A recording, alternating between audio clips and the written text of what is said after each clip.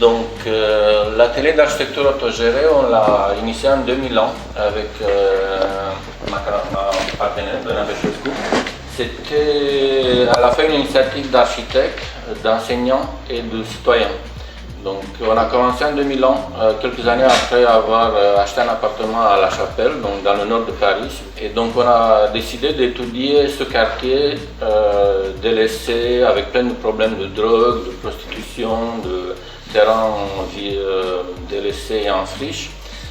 Et donc nous, on s'est dit que ça sera intéressant en tant que jeunes enseignants d'origine étrangère d'étudier avec nos étudiants l'endroit où on vit. Donc c'était un peu risqué, mais ça a très bien marché. Je vais vous montrer un peu comment on a développé cette aventure au départ un peu marginale, jusqu'à la transformer dans une démarche qui est devenue aussi une référence à échelle internationale. Et dès le départ, on s'est axé sur 4 axes principaux. Le principal, c'est l'implication des habitants de manière très forte et très directe dès le départ, donc ce qu'on appelle la participation, la participativité. La deuxième, c'est toute la démarche écologique qui nous est très proche de le départ. Et la troisième, c'est l'autogestion qui est venue au fur et à mesure parce qu'en fait, en démarrant ces projets vraiment bottom-up, comme on dit, donc par le bas, sans aucune commande, sans aucune demande, on nous a dit oui, c'est très bien d'avoir des idées, mais avec quel argent? Et donc nous, dès le départ, on a dit on n'a pas besoin de beaucoup d'argent, on va faire par autogestion. C'est les gens eux-mêmes, les usagers, les voisins qui vont mettre la main à la pâte dans leur temps libre, ils vont faire des choses. Ça s'est avéré que c'est une démarche très fortement ancrée sur l'autogestion, qui est une manière de responsabiliser les gens, de se réimpliquer dans leur espace de vie, de retisser des liens sociaux avec leurs voisins, etc. Ecobox, on l'a commencé en 2000 ans. Donc on a commencé à étudier le quartier, au départ avec les étudiants, après avec le collectif qui s'est constitué. Et donc on a constaté qu'il y a beaucoup de gens qu'on appelle un peu délaissés, un peu marginalisés. Et puis il y a aussi sur le terrain en friche beaucoup de matériaux délaissés. Et nous, en tant qu'architectes, on s'est rendu compte qu'en fait, c'est des terrains qui sont en potentiel foncier, qui échappent à la logique foncière spéculative classique des milieux urbains, où il faut de plus en plus mettre d'argent pour construire de plus en plus haut. Et on s'est dit qu'on pourra peut-être essayer d'obtenir ces terrains en usage temporaire et avec des équipements mobiles, nomades. Ça, c'est des phénomènes très connus. Il y a des sociologues, comme Alain Touraine, par exemple, qui dit de manière un peu forte, mais mémorable, il dit que la ville, elle est morte, elle n'existe plus. Parce que le lien social qui est la base de la ville disparaît, donc on ne se salue plus, on ne se connaît plus. Et donc ce type d'espace qui disparaissent en fait ne font que contribuer à la disparition de l'espace public, de l'espace de collectivité, de lien social. On ne se connaît plus, chacun dans son appart. On a réussi à obtenir ce terrain, en fait celui-ci, 300 mètres carrés, tout bituminé. Et nous on avait promis aux gens de faire un jardin au départ. Donc on a imaginé un système, on peut le dire sur dalle, donc avec des palettes qu'on peut poser sur une surface minérale, on construit des périmètres, on met de la terre dans les endroits qui restent et on fait un jardin. Et on avait imaginé aussi qu'il y a un conteneur qui sera déplacé d'un terrain à un autre et qu'on appelle Ecobox, c'est resté comme ça le nom. Et donc ça on l'a fait en 2002 et au printemps 2003 on a ouvert largement l'espace aux habitants, tous les samedis. À la fin de la journée, ils ont leur jardin, mais ils ont aussi leur première amis du quartier, des connaissances au moins qu'ils n'avaient pas au départ. En plus, par rapport auxquels ils avaient plutôt des attitudes plutôt méfiantes, disons. Et donc, c'est un dispositif qui a très bien marché, et puis les 300 mètres carrés, ça s'est vite rempli, et donc on a réussi à obtenir de la RFF, c'était avec eux qu'on avait traité, 3000 mètres carrés. Donc tout d'un coup, c'était 10 fois plus grand. Mais bon, il a fallu tout nettoyer. Il n'y avait pas de toilettes, on a dû construire avec des habitants qui étaient bénévoles, qui savaient faire des toilettes, électricité, tout. Et petit à petit, donc, le lieu il est devenu de plus en plus complexe. Petit à petit, à partir de 2003, donc, on a testé différents types d'activités. Là, il y a une artiste japonaise qui habite à Paris, avec un habitant d'origine maghrébine qui est impliqué politiquement. Ils ont fait ensemble des sushis aux merguez. On n'a jamais mangé de sani avant et après. Et du hamburger, des hamburgers avec hummus, des choses comme ça. Donc ils ont mélangé leur cuisine. Et petit à petit, en fait, on a testé différents types d'activités qui ont fait venir des gens de différentes cultures qui existent dans le quartier, mais qui n'avaient jamais l'occasion de se croiser nulle part. Et puis il y a la mairie qui achète le terrain et qui veut faire un beau bâtiment tout neuf et que nous on parle. C'était vraiment une grande surprise parce qu'on était déjà un peu financé par la mairie. Et puis les habitants, ils ont été choqués. Parce que la mairie de Paris, ils avaient un grand projet intéressant d'ailleurs. Mais ils avaient envoyé un négociateur qui ne connaissait rien. En plus, il se présentait quand il est arrivé. Moi, pas d'extermine. C'est moi qui ai fermé le squat, l'hôpital éphémère, un truc comme ça. Qui à l'époque c'était le plus grand squat à Paris. Donc c'était monsieur exterminateur qui venait se présenter, c'est moi qui liquide tout.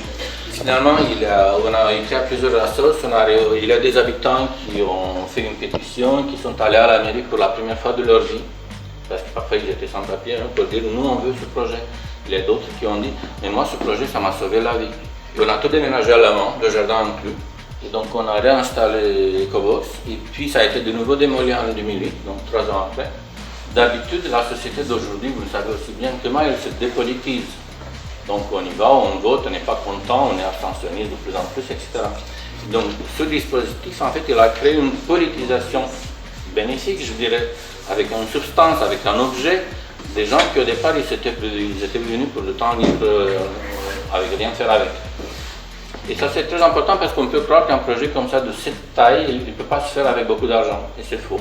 En fait il y a petit à petit une relation de bénévoles, de volontaires qui s'installe et qui fait que ce type de projet il est possible.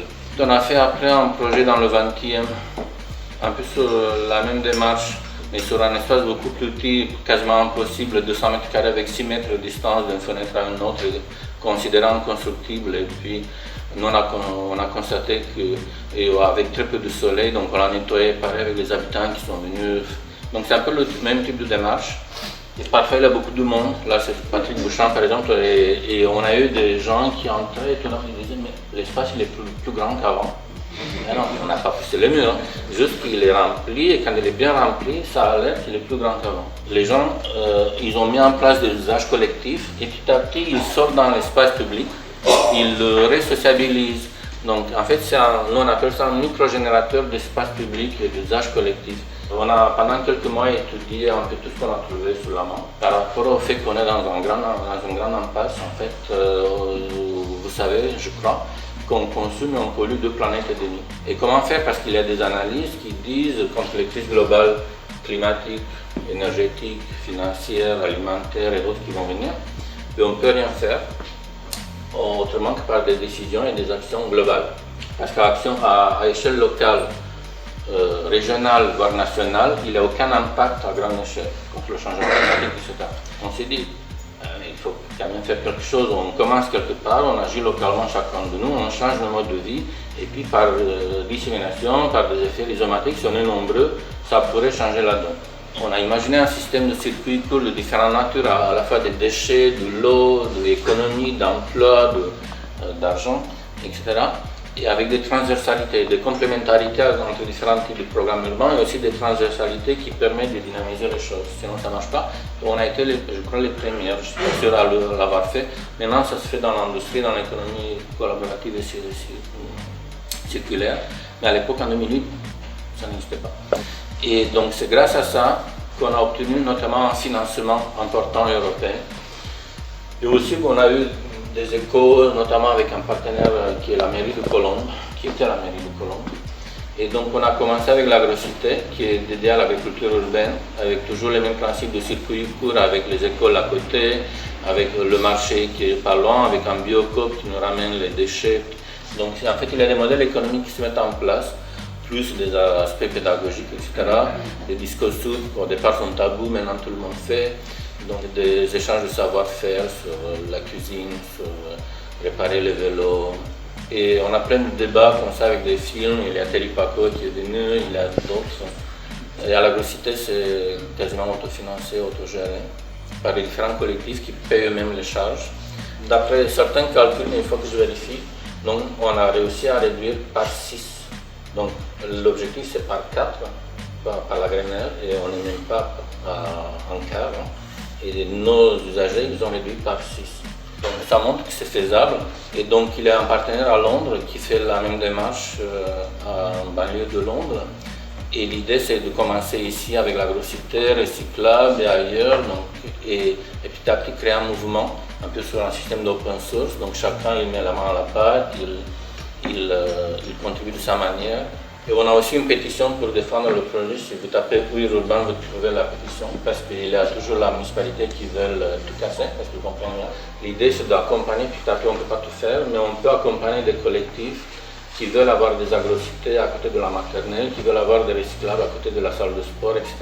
Et comme ça de préparer une transition écologique, sinon on est un peu mal barré.